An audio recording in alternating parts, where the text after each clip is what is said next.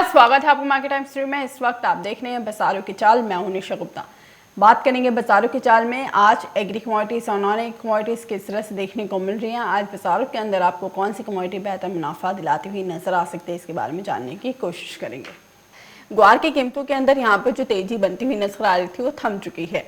ग्वार के अंदर आने वाले वक्त के अंदर एक रेंज बाउंड एक्टिविटी देखने को मिल सकती है।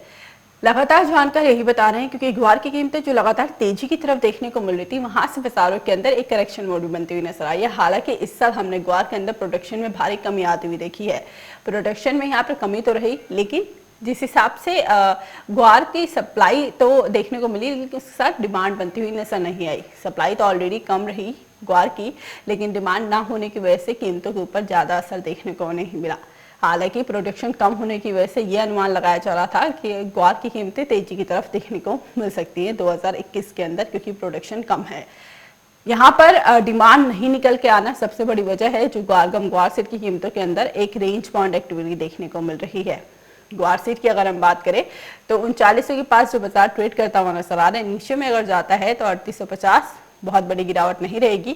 और अगर ऊपर की तरफ जाता है तो 4100 का लेवल, ये रेंज बाउंड के अंदर यहाँ पर ग्वार सीड ट्रेड करेगा।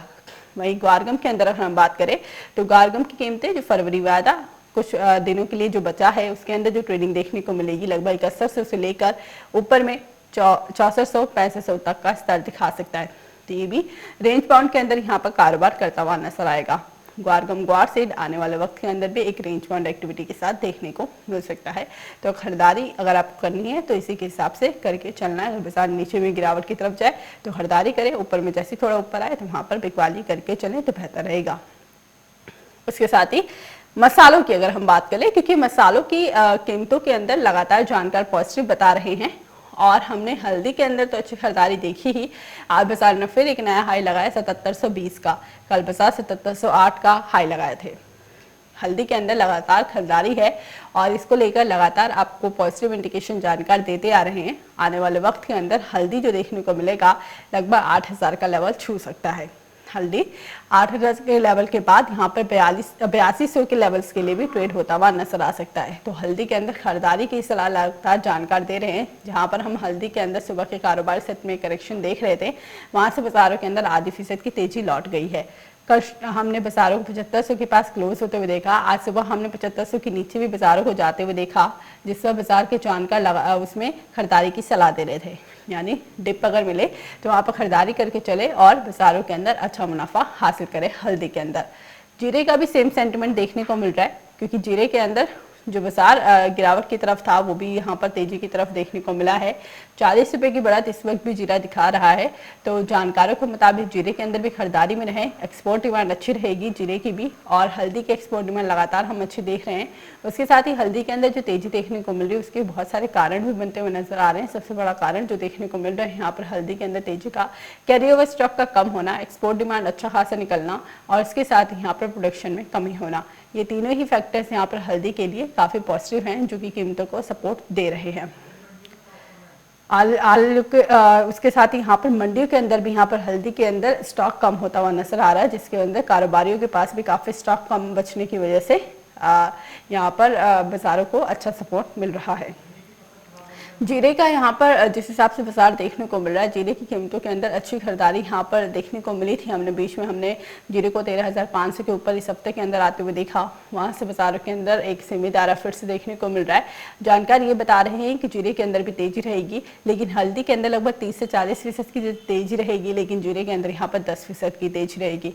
यानी जीरे के अंदर कम तेजी अगर बनती भी है तो भी बेहतर रहेगा, क्योंकि निर्यात मांग अच्छी है, लेकिन उसके साथ ही जीरे का प्रोडक्शन यहाँ पर अच्छा होना है। आज जीरे को इतना सपोर्ट नहीं दे रहा है, लेकिन निर्यात होना काफ़ी अच्छा सपोर्ट दे रहा है।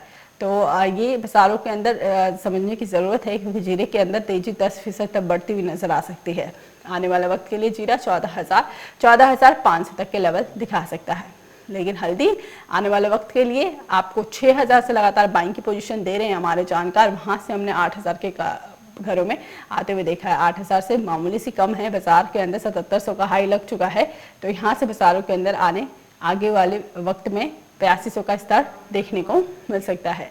तो ओवरऑल बाजारों के अंदर जो मसालों का ट्रेंड रहेगा काफ़ी पॉजिटिव रहेगा। और इसके साथ ही धनिया की अगर हम बात करें तो धनिया की कीमतों के अंदर भी हमने लगातार तेजी आती हुई देखी। हालांकि आज बाजार फिर से एक बार करेक्शन मोड में देखने को मिले, जो कि आधी फीसद का है। 6100 का बाजार सीधा 6500 पर आ चुका है। यहाँ पर हमने बाजारों को 6600 के ऊपर भी ट्रेड होते हुए देखा है। तो धनिया की कीमतें भी यहाँ पर अच्छी तेजी की तरफ रही हैं। 7000 का अनुमान लगाया जा रहा है कि धनिया भी दिखा सकता है। हालांकि धनिया का कैरी ओवर स्टॉक अच्छा है, लेकिन यहाँ पर प्रोडक्शन कम होने का अनुमान जताया जा रहा है, जिसकी वजह से कीमतों के अंदर यहाँ पर धनिया में तेजी बनती हुई नजर आएगी, जो कि 7000 तक देखने को मिल सकती है। Long term point of view है ये, और आने वाले वक्त के अंदर दोनों हल्दी, जीरा और उसके साथ ही तीनों धनिया भी तेजी की तरफ देखने को मिल सकता है। आगे बढ़ते हैं खाद्य तेलों की उधर, क्योंकि खाद्य तेलों की कीमतें यहाँ पर जो देखने को मिली थी हमें पहले के कारोबारी सत्रों के मुकाबले लगातार बाजारों के अंदर मस्त सीट एक तेजी की तरफ देखने को मिल रहा है। आज भी आधी फीसद से ज़्यादा की तेजी है। 6150 का बाजारों ने हाई लगाया है। जानकार 6000 का लेवल दे रहे थे इस वायदे के लिए, और हमने वो अचीव होते हुए देखा। इस हफ्ते के बाद बाजार एक बार करेक्शन मोड में जरूर जाता हुआ नजर आएगा। शॉर्ट टर्म में यहाँ पर सरसों के अंदर बाइंग थी, लेकिन लॉन्ग टर्म में बाजारों के अंदर एक करेक्शन मोड ही देखने को मिल सकता है। खाद्य तेलों का आउटलुक यहाँ पे शॉर्ट टर्म में पॉजिटिव बनता हुआ नजर आ रहा है, क्योंकि रिफाइंड ऑयल के अंदर भी हमने आधी फीसद की तेजी देखी और इस हफ्ते के अंदर हमने तेजी आती हुई देखी। हालांकि रिफाइंड ऑयल को हमने 1130 के पार जाते हुए देखा। 1130 के पार बाजार गए थे, वहां से बाजार के अंदर बड़ी करेक्शन कल के कारोबारी सत्र में बनी, जो रिफाइंड ऑयल को 1110 तक लेकर आ चुकी है। तो यहाँ पर रिफाइंड ऑयल जो तेजी की तरफ था वहाँ से तो गिरावट बनी है, लेकिन कल के मुकाबले यहाँ पे बाजार फिर से एक बार रिकवर होता हुआ नजर आया। तो छोटी अवधि के लिए यहाँ पे हल्की सी तेजी एडिबल ऑयल पैक के अंदर देखने को मिल सकती है। सरसों की फसल का डिले होना सबसे बड़ा कारण बनना है, जो यहाँ पर खाद्य तेलों के अंदर तेजी बरकरार दिखा रहा है। हालांकि अंतर्राष्ट्रीय बाजारों के अंदर भी खाद्य तेलों में तेजी देखने को मिली, जो कि कीमतों को यहाँ पर पॉजिटिव दिखाया है घरेलू बाजारों के अंदर भी। तो लॉन्ग टर्म में यहाँ पर खाद्य तेलों के अंदर बहुत अच्छी तेजी नहीं है, लेकिन शॉर्ट टर्म के अंदर हल्की सी रैली देखने को मिल सकती है। तो बहुत अच्छी तेजी की तरफ ना रहें। छोटी अवधि के अंदर अगर ट्रेड करना है तो यहाँ पर बाजारों के अंदर ट्रेड में रहा जा सकता है। अगर नेक्स्ट वायदा की बात करें सरसों की, यानी मार्च वायदा की, तो आने वाले वक्त में सरसों का नेक्स्ट वायदा अगर बढ़त के साथ जाता है तो 5400 का लेवल दिखा सकता है, और अगर गिरावट की तरफ रहता है बाजार यहाँ पर तो लगभग 5100 से लेकर 5200 का लेवल के बीच में देखने को मिल सकता है। हालांकि 5000 से नीचे का ट्रेंड अभी भी जानकार नहीं बता रहे हैं, 5000 के ऊपर का ही बता रहे हैं। बाजारों के अंदर अगर मार्केट के अंदर अराइवल होती है, यानी आवकों का प्रेशर बढ़ता भी है, तो बाजार 5000 के लेवल को सस्टेन कर पाएगा, क्योंकि इस साल खपत भी अच्छी रहेगी। कोरोना की वजह से 2020 के अंदर खपत काफ़ी ज़्यादा देखने को नहीं मिली। यहाँ पर शादियों का सीज़न भी काफ़ी कम वक्त देखने को मिला कोरोना की वजह से, लेकिन 2021 में जैसे जैसे अल्लाह की तरफ बढ़ रहे हैं और चीज़ें सही हो रही हैं, तो यहाँ से खपत अच्छी खासी खाद्य तेलों की देखने को मिल सकती है। और बाजारों के अंदर बहुत बड़ी गिरावट नहीं रहेगी, एक सामान्य गिरावट के साथ बाजारों के अंदर ट्रेड देखने को मिलेगा। हाजिर मंडियों के अंदर भी हमने खाद्य तेलों के अंदर बीच में एक बार फिर से तेजी आती हुई देखी है, जो कि छोटी अवधि की ही है। ये माना जा सकता है कि रिटेल के अंदर एक थोड़ी बहुत बढ़त के साथ बाजार देखने को मिल सकते हैं। तो अभी छोटी अवधि के लिए यहाँ पर तेजी की सलाह दी जा रही है, और लंबी अवधि के लिए बाजार एक बार एक सीमित दायरे के अंदर कारोबार होता हुआ नजर आएगा, क्योंकि बहुत बड़ी गिरावट भी यहाँ पर नहीं बताई जा रही है। तो ओवरऑल बाजारों का जो ट्रेंड देखने को मिल रहा है, एक मिला जुला रुझान ही रहेगा आने वाले वक्त के लिए। और चाहे हम पूरे ही खाद्य तेलों की बात करें, या फिर हम दालों की बात करें, या हम धनिया की बात करें, मसालों की, तो सारे ही बाजारों के अंदर एक सीमित दायरे के अंदर ही कारोबार बनता हुआ नजर आ सकता है। तो एग्री कमोडिटीज़ के अंदर तो बाजार मिला जुला रुझान के साथ रहेगा, लेकिन यहाँ पर मसालों के अंदर हल्दी काफ़ी पॉजिटिव रहेगी, और कॉटन के अंदर बिनौला खल और कॉटन दोनों ही बाजार तेजी की तरफ देखने को मिल सकते हैं। चने की अगर हम बात करते हैं तो चने के अंदर भी कीमतों के अंदर काफ़ी अच्छी खरीदारी रहेगी। जानकार जिस हिसाब से बता रहे हैं कि अप्रैल के बाद से चने की खपत काफ़ी अच्छी देखने को मिलेगी, और चने की खपत होने की वजह से यहाँ पर आने वाले वक्त में चने की कीमतों के अंदर 30% के लगभग का उछाल आ सकता है। आपको बता दें ये उछाल इस वजह से रहेगा क्योंकि बाजारों के अंदर एक हमने चने का पिछले साल गिरावट आती हुई देखी थी। चने ही नहीं बाकी दालों के अंदर भी एक करेक्शन था, लेकिन उसके बाद से जब अनलॉक होना शुरू हुआ तो दालों की कीमतों के अंदर एक बहुत बड़ी तेजी आती हुई देखने को मिली, और इस बार फिर से हमारा की दालों के अंदर तेजी देख पा रहे हैं। चाहे हम चने की बात करें तो प्रोडक्शन का आंकड़ा कुछ भी कहता हो, लेकिन मंडियों के अंदर और कारोबारियों की माने तो यहाँ पर प्रोडक्शन काफ़ी अच्छा देखने का नहीं मिल रहा है। गवर्नमेंट के आंकड़ों के हिसाब से यहाँ पर चने का रकबा काफ़ी अच्छा बड़ा है, लेकिन ऐसा कारोबारी नहीं मान रहे, क्योंकि अगर निचले स्तरों पे बात करें तो जिस हिसाब से मंडियों के कारोबारी हैं उनका कहना है कि इस साल हमने फसलों को ख़राब होते हुए भी देखा है, तो यहाँ पर रकबा बढ़ने का कोई उम्मीद नहीं है। प्रोडक्शन भी यहाँ पर बढ़ता हुआ नजर नहीं आएगा। प्रोडक्शन के अंदर 10% की कमी दालों के अंदर देखने को मिल सकती है। उसके साथ ही यहाँ पर बाजारों के अंदर जिस हिसाब से दालों की खपत देखने को मिली थी 2020 के अंदर, क्योंकि 2020 में कोरोना के चलते लॉकडाउन हुआ और उसमें लॉकडाउन के चलते यहाँ पर हमने खपत कम होती हुई देखी, लेकिन 2021 के अंदर ही खपत बढ़ती हुई नजर आएगी।